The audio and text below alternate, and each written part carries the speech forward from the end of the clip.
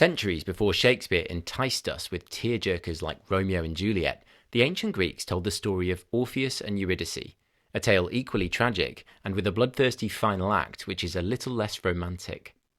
Welcome to Myths in 5 minutes.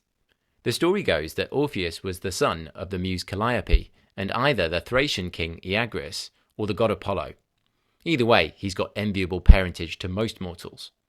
Not only was he privileged by birth, but Orpheus could play the lyre, think miniature harp, so well it could bend reality, lull animals into restful abandon, and as we'll see later on, earn him a two-way ticket to the underworld. No easy feat. So where does Eurydice fit in? Well, every story needs a love interest. Eurydice was a dryad, a tree spirit in the form of a beautiful woman. As soon as Orpheus saw her, they fell madly in love and were soon married. The marriage was at least initially a happy one, but this is Greek mythology, so the happiness is just the setup for the tragic fall. Soon after their marriage, Eurydice caught the eye of a minor god named Aristaeus, who, mesmerized by her beauty, decided to pursue her, literally. Eurydice fled, and in her panic stepped on a snake, which was hiding in the grass. The bite was swift and fatal, and Eurydice was swept into the underworld. Orpheus was devastated, but rather than sitting and performing a tragic lamentation on his lyre, as we might expect, he decided to fight back, and his lyre proved to be mightier than any sword. Orpheus descended into Hades, the realm of the dead, to get Eurydice back, but breaking into the underworld is no easy feat.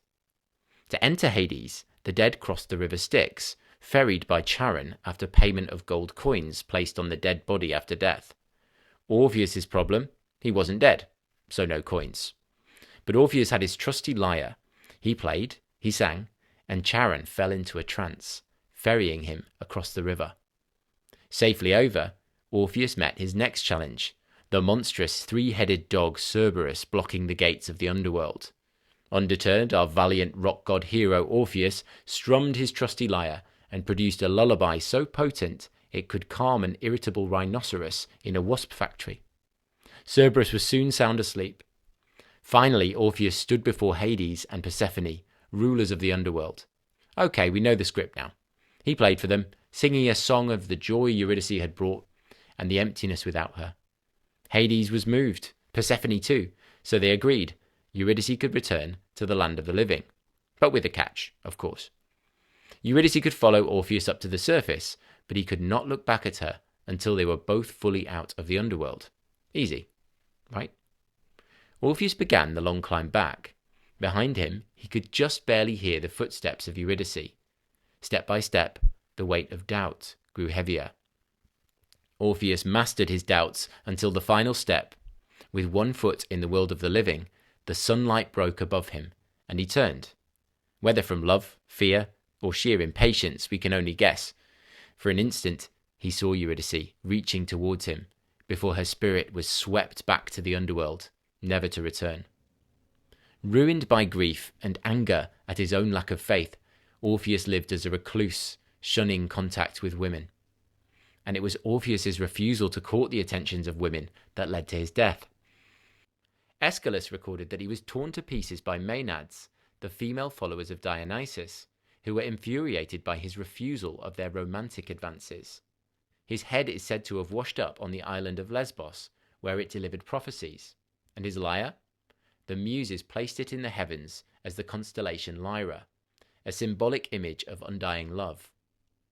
So what's the message behind the myth? This story celebrates the power of love to overcome even the greatest barriers. Orpheus achieved what few could.